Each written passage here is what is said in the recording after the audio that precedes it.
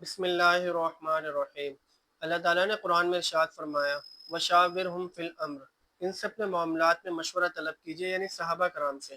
اس آیت مبارکہ میں اللہ تعالیٰ نے حضور علیہ الصلوۃ والسلام سے فرمایا کہ صحابہ سے اپنے معاملات میں مشورہ طلب کیجیے تاکہ ان کی حوصلہ افزائی ہو، ورنہ میرے آقا تو وسیع عقل زبردست فیصلے فرماتے اور آپ کو اس کی حاجت ہی نہیں تھی، اور یہ اس لیے بھی تھا کہ آپ مشورہ قبول فرمائیں تو ان کے لیے باعث درجات کی بلندی ہو، اللہ کی رضا کا حصول ہو۔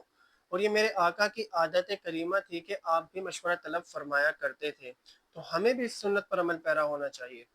دیکھیں، مشورے کا مطلب ہوتا ہے رائے کو طلب کرنا۔ اس کا ہرگز یہ مطلب نہیں ہے کہ انسان ڈیسیجن میکر نہیں ہے، یا ڈیسیجن لینے کی کیپیبلٹی نہیں ہے، یا قوت فیصلے کی کمی ہے، بلکہ یہ مختلف اسباب کی بنا پر ہوتا ہے۔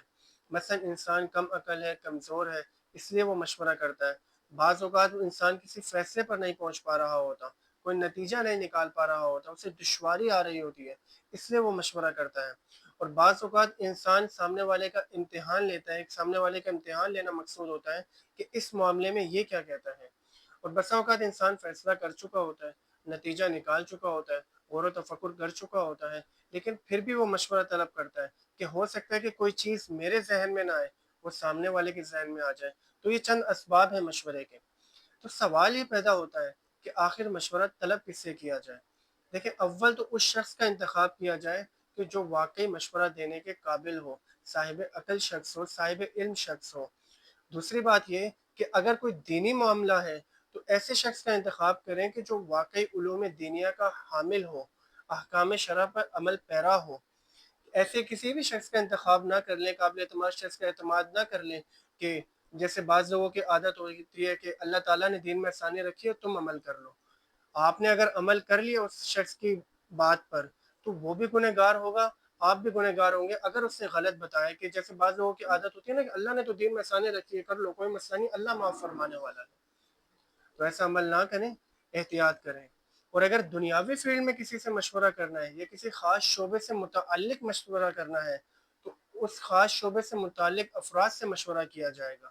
اور اگر کوئی گھریلو معاملہ ہے تو گھر والوں سے مشورہ طلب کریں۔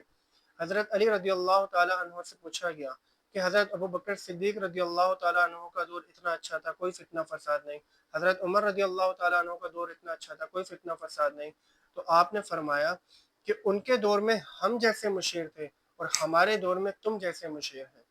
تو مشورے کرنے میں احتیاط کرنی چاہیے، کیونکہ بسا اوقات اگر مشیر غلط مشورہ دے دے یا کوئی غلط قدم آپ اٹھا لے، کوئی رہنما، سربراہ یا سرپرست، تو اتنا نقصان ہو جاتا ہے کہ بسا اوقات زندگی میں اس کا تدارک ہی نہیں ہو سکتا۔ لہٰذا مشورہ کرتے وقت کسی صحیح شخص کا انتخاب کرنا چاہیے اور اس میں احتیاط کرنی چاہیے۔ وآخر دعوانا ان الحمد للہ رب العالمین۔